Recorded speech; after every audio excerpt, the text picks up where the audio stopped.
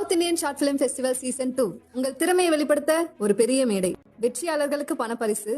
உங்கள் சிறந்த படைப்புகளை சமர்ப்பித்து வெற்றியை கைப்பற்றுங்கள்.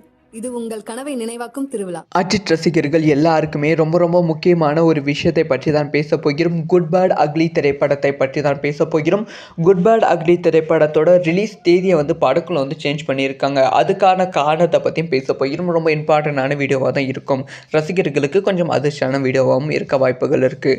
ஆல்ரெடி குட் பேட் அக்லி திரைப்படம் பொங்கல் பண்டிகையை முன்னிட்டு வெளியிட மாதிரி தான் பிளானில் இருந்தது. ஆனால் விடாமுயற்சி திரைப்படம் பொங்கல் பண்டிகைக்கு வர இருப்பதால் படத்தோட ரிலீஸ் தேதியை சேஞ்ச் பண்ணியிருக்காங்க. எஸ் அஃபிஷியலாக படம் ஏப்ரல் இல்லை மே மாதம் ரிலீஸ் ஆகும் அப்படிங்கிற எதிர்பார்ப்பில் ரசிகர்கள் இருந்தாங்க. இப்போ அதை படக்குள்ள உடைத்திருக்காங்க. ஸோ படத்தோட கம்ப்ளீட்டான ஷூட் முடிவடைந்திருக்கிறது.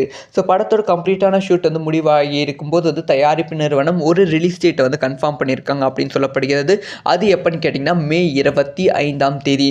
ஸோ சம்மந்தமே இல்லாமல் மே 25ஆம் தேதி படக்குள்ள படத்தை ரிலீஸ் பண்ணுறாங்க. ஸோ மே 25ஆம் தேதி ரிலீஸ் பண்ணால் என்னென்ன மைனஸ் இருக்குன்னு பார்த்தீங்கன்னா கோடை விடுமுறை முடிகிற காலம். ஸோ மே 1ஆம் தேதி ரிலீஸ் பண்ணால் ஒரு மாதம் கோடை விடுமுறை. அதனால் படத்தோட வசூல் பல மடங்கு அதிகரிக்க வாய்ப்புகள் இருக்குது.